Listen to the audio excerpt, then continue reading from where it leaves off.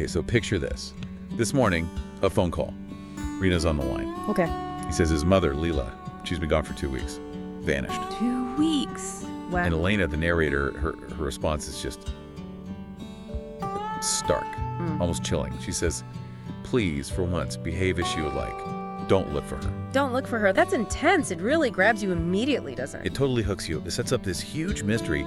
You know, right away, this is the story about deep connections, but also these profound separations. Absolutely.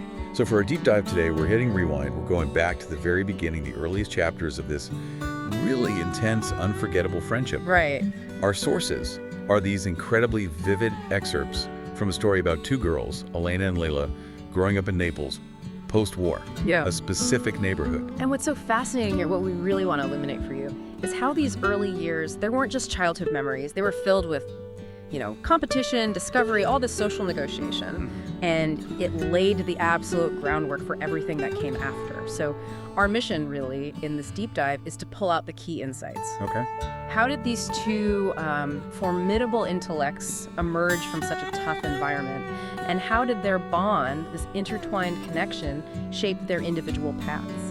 We want to give you, the listener, a clear, concise, but really profound understanding of these foundational relationships and the forces at play. Right, because to really get Elena and Lila, you have to start with the place itself, their neighborhood. Definitely. It's described with these details you can almost smell. Dirty white houses, a fetid odor. It feels like more than just a background. It really is. It's practically another character, isn't it? And it's teeming with its own unspoken rules and terrors. So how does a place like that start shaping these two young girls right from the start? That's the crucial point. The neighborhood acts as this restrictive force, sometimes, frankly, a violent one, and the embodiment of its unspoken terrors, Don Achille. The ogre. Exactly. Elena sees him as the ogre of fairy tales, completely forbidden. Forbidden to go near him, speak to him, look at him. Just total fear. Total fear. She imagines him as this monster, a huge man covered with purple boils, made of iron, glass, nettles, hot breath.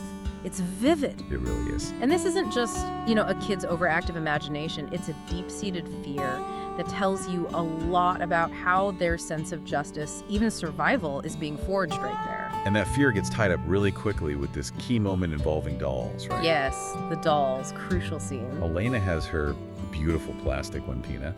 Lila has an ugly and grimy cloth doll, new.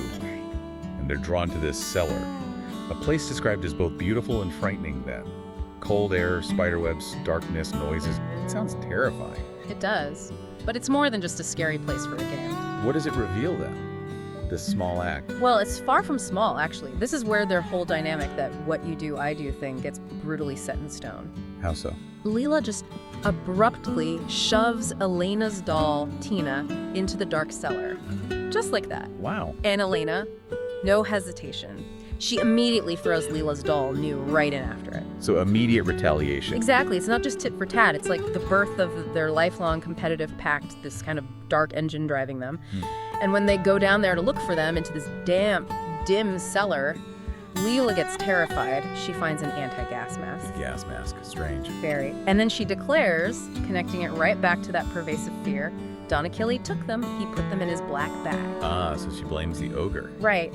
It shows how Lila, even as a little kid, is already interpreting and confronting these abstract anxieties, assigning them to this concrete figure, and she immediately pulls Elena along with her. And speaking of Lila interpreting the world, her intellect comes through so early, doesn't it? Oh, absolutely. It's extraordinary. We find out she taught herself to read at like 3 years old, just by looking at her brother's school primer. Yeah, just by observing. And her teacher, Maestra Oliviero, she's stunned. Finds this 6-year-old who already knows how to read, she already knows how to write. And Lila's explanation. Simple. When asked who taught her, me. Just me. That's incredible. How does that kind of self-driven brilliance, especially coming out of that environment, compare with, standard education?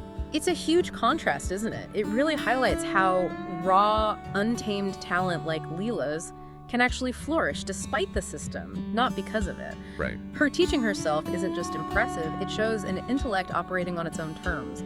A kind of recurring theme, you sometimes see this with people who make it out of hardship. And for Elena, Yeah. how does she react to Lila being so brilliant? It creates this really unique dynamic. Competition, sure, but also aspiration. Elena feels that poison of defeat if someone else beats her. But if she came in second after Lila, it was different. A meek expression of acquiescence. So she accepts it from Lila. She does. Her energy isn't about being number one. It's about not to slip into third, fourth, last place. She pushes herself, studying things that are difficult, alien to me. Why? Just so I could keep pace with that terrible, dazzling girl. Terrible, dazzling girl. That sums it up. It really does. And Lila's mind, it's almost described like a weapon. Her classmates think she's only terrible. Her quickness of mind was like a hiss, a dart, a lethal bite. Wow. That's intense. And this sharpness, this strategic thinking, it goes beyond just schoolwork, right? Absolutely. You see it in how she navigates the unspoken rules of the neighborhood, like that duel in class. Ah, with Alfonso Carracci, Don Achille's son. Exactly. Lila uses calibrated silences and answers. She actually rations the use of her abilities. She holds back. Why? She doesn't want to completely crush Alfonso. There's this shared, unspoken fear of Don Achille's family still lingering. So even then, she understood the power dynamics. Instinctively, the kids figure out it's best to do everything on purpose, deliberately. Why? So you would know what to expect, because in their world, many unforeseen things struck us, one after the other. Wow. Planning against chaos. Pretty much. For Lila, controlling information, even her own brilliance, is a survival tool. It's incredibly strategic for such a young child. So as they get older, enter adolescence, things get even more complicated. Naturally, physical changes, social shifts. Yeah. The neighborhood's complexities just deepen. A prime example is that whole drama with the Serrator family. Oh, yes. Donato Serrator, the railroad worker, the poet. Seen as friendly but very serious. And his generosity towards Melina Incardo, Maestro Oliviero's cousin. Right. Melina develops this all-consuming love passion for him. It leads to this sort of war against his wife, Lydia. And the neighborhood watches. With malicious laughter, lots of gossip, most kids side with Lydia, the wife. But Lila, she stands alone. What's her take? She sides with Melina, says Lydia deserved it if Melina murdered her. Whoa, that's stark. It really shows Lila's unique, almost unsentimental view of justice and relationships, even back then. And eventually the Serrators move away. Yes. Donato gets a new house through the railroad. Their exit is described dramatically. Lydia and the kids just slunk toward the gate. And then that chilling incident. The iron. Right. A heavy iron just plummets from a window, lands just a few inches from Nino, Donato's son. Suggesting what? Just intense, simmering anger, violence just below the surface? Exactly. That underlying tension is always there. And this external chaos, this simmering violence, it seems to find an echo inside Lila. You mean the dissolving margins? Precisely. That experience she has on New Year's Eve, 1958. Terrifying. She feels like the outlines of people and things suddenly dissolved, disappeared. What does that feel like for her? Physically, an uncontrollable heart, nausea, horror at human sounds. She even sees her own brother, Reno, as a squat animal form. Had she felt things like that before? Little flashes, brief moments of moving for a few fractions of a second into a person or a thing or a number or a syllable, violating its edges. Like when her father threw her out the window, she felt the street dissolving. Threw her out the window, jeez. Yeah. But this New Year's Eve episode was different, more profound. She perceived, for the first time, unknown entities that broke down the outline of the world and demonstrated its terrifying nature. So it's like the neighborhood's chaos is literally breaking down her sense of reality. That's a great way to put it. It's this visceral manifestation, a powerful metaphor for how deeply environment can shape the mind. It gives you, the listener, a really unique psychological window into her character. And while Lila's dealing with this, Elena's hitting puberty too, Yeah. right? But differently. Very differently. Elena's experience is more, well, typical maybe. She gains weight, develops breasts, her hair flourish. She feels at the mercy of obscure forces acting inside my body. Gino, the pharmacist's son, teases her about her breasts. Standard awkwardness. But Lila's reaction to puberty. Intense. Completely different. She claims she failed on purpose in school, says don't want to go to any school anymore. Failed on purpose. That's what she says. And when she admits she hasn't started her period, she insists, I don't have it because I don't want to. It makes me sick. Wow, that's an incredible display of willpower. Or denial. Trying to control even her own body. Exactly. That intense desire for control is so Lila. Meanwhile, Elena's fear is different. She worries she'll end up like her mother, who is described as lame with a crossed eye. So, two very different ways of facing these changes. And their paths start to really diverge here, don't they? Significantly, Lila's future seems tied up in the family business, the shoemaker shop. Right, she has these beautiful designs for shoes. Yes, and her brother Reno is really enthusiastic about them, but there's constant conflict with their father, Fernando Cerullo, about Lila's ideas, and money's tight. The shop is struggling for capital. Meanwhile, Elaine is on a totally different track. Academic. Completely. Thanks to Maestro Oliviera's intervention, she literally shows up at Elena's house without warning, makes her parents swear to enroll her in classical high school. She even offers to find the books. She does, and she makes her disapproval of Pasquale Peluso very clear. Who's Pasquale again? The son of the man who killed Don Achille. We'll get back to him. But Elena commits to school, studies things difficult, alien to me, driven still by keeping pace with Lila. She finds real pride in her academic success, getting top marks. And this is where that money from Don Achille comes back in, isn't it? It is, that recurring motif. Remember the money the ogre gave Lila for new dolls after the cellar incident? Yeah, telling them to remember it was a gift from him. That same money is later used to buy Little Women. The book that inspires Lila sparks her dream of writing a book with Elena. Wow. And then who invests in the Cerullo shoe business? Stefano Carracci, Don Achille's son. Buying the shoes, buying Lila's designs with Don Achille's money.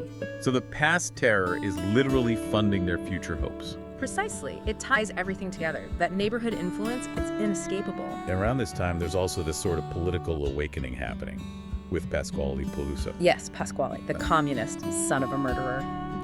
Elena finds the label captivating. Later, he's the one who explains things like fascism, Nazism, the war, the Allies, the monarchy, the republic, to Lila and Elena. Connecting the big historical forces to their own neighborhood. Exactly. He connects it to the people, the crimes, right there. How do they process that? Grappling with their parents' history. That's a key question. Lila especially gets really focused, almost obsessed. She feels this urgent need to find a solid vision without cracks to make sense of that abstract apprehension from their childhood. Trying to understand the before. Right, the hidden past, the origins of the power and money around them. Pasquale's explanations, though, she finds his meager information isn't enough.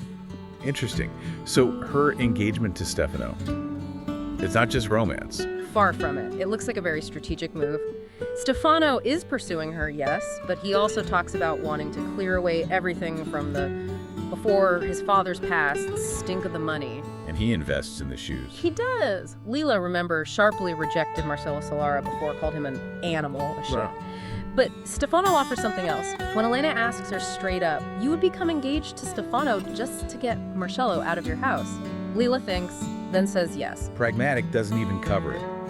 Marriage as a shield, a strategy. Exactly. It's about securing her future, her family's future, within this really intricate social game they're all playing. While Lila's making these strategic moves at home, Elena gets a chance to escape, doesn't she? To Ischia. She does. A temporary escape, anyway. She gets a scholarship, and Maestro Oliviero arranges for her to stay with her cousin, Nella Incardo, on the island. And it's a real transformation for her, physically and mentally. Oh, yeah. Her acne clears up, her skin gets sun-darkened, she feels beautiful, experiences this sense of well-being that I had never known before, the joy of the new. Like shedding the neighborhood's skin. Literally and figuratively. Ischia is this refuge. But it's temporary. Because she encounters Nino Serratore there too, right? Complicated Nino. Very complicated. He impresses Elena intellectually, reads serious newspapers, journals, the books that deal with these problems, talks about poverty, social issues in this harsh, cutting way. And he hates his father, Donato. Openly disdains him, criticizes his betrayal of his mother, Lydia. It's intense. And then the kiss. The kiss. Nino kisses Elena right on the lips and just leaves abruptly. How did Elena react? It's complex. There's pleasure that lingered, but also this uncontainable hatred for Donato Serratore and disgust for myself. Blurring the father and the son. Exactly. Yeah. So Ischia offers this glimpse of another life, another self for Elena, but that pull back to her roots, to Lila, is strong. And it comes in the form of a letter from Lila. Disturbing one. Very disturbing. Because Lila's world, back in the neighborhood, seems to be fraying. She writes about this terrifying incident with an exploded pot. An exploded... Yeah, a big copper pot in the empty kitchen just spontaneously deforms and ruptures. For Lila, it signifies this loss of form, loss of stability. Wow, like her dissolving margins experience, but externalized. Perhaps. She writes about feeling all the evil of the neighborhood around her, how good and evil are mixed together and reinforce each other. It sounds like she's really struggling. And she wants Elena to stay away. Urgently. Tells her to stay in Ischia, never return to the neighborhood again.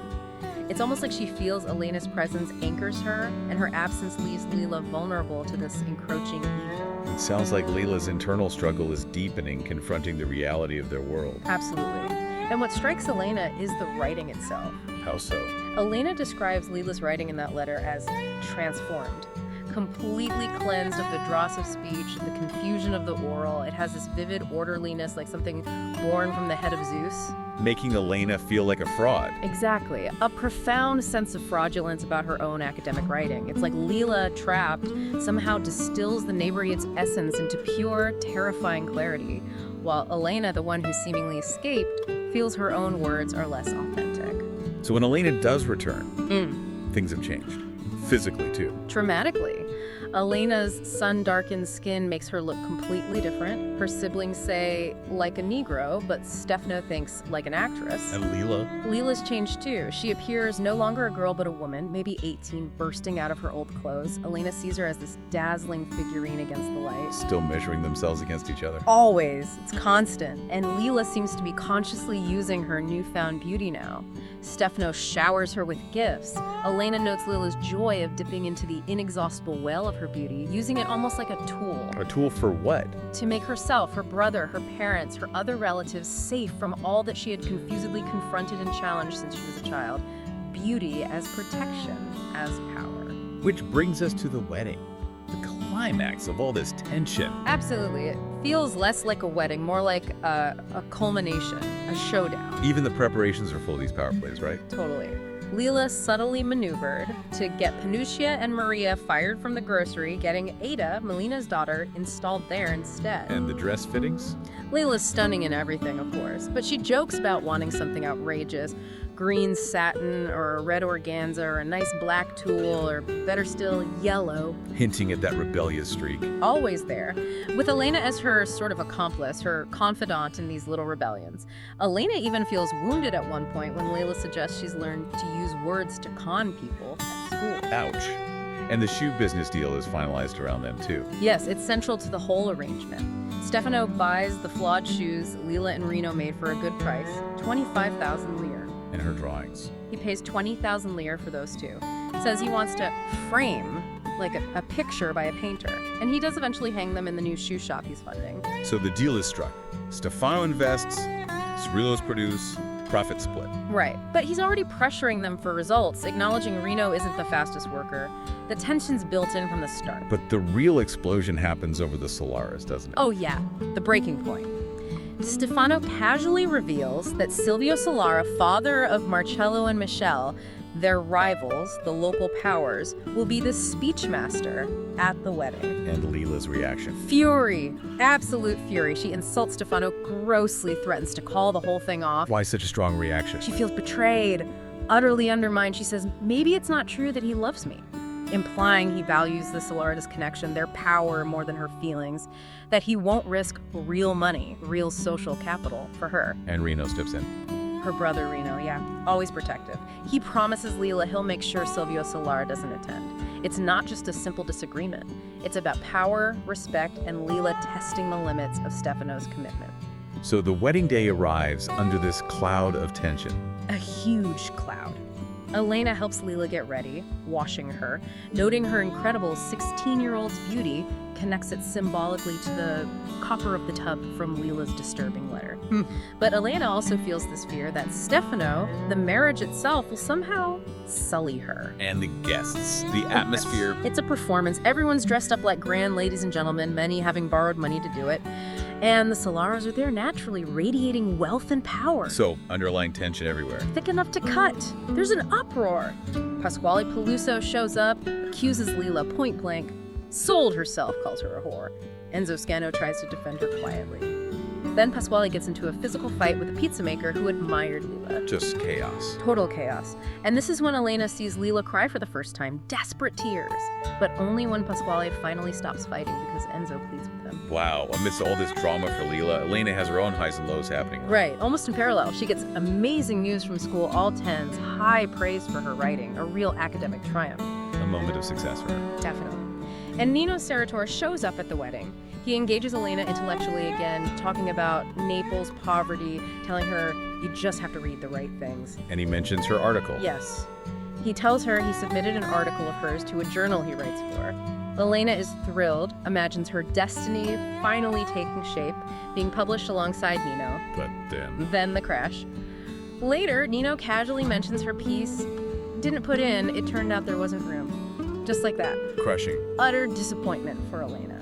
Her path seems blocked again, and her relationship with Antonio, her boyfriend at the time, becomes this detached thing. She describes their physical intimacy as using him like a useful phantom to evoke other feelings, the love she imagines between Lila and Stefano, or even the confusing emotions Nino's father, Donato, stirred in her on Ischia. So while Lila is navigating this brutal social battlefield, Elena's wrestling with her own intellectual ambitions and emotional complexities. Exactly. The wedding isn't just an event, it's this intense stage where all the forces in their lives collide.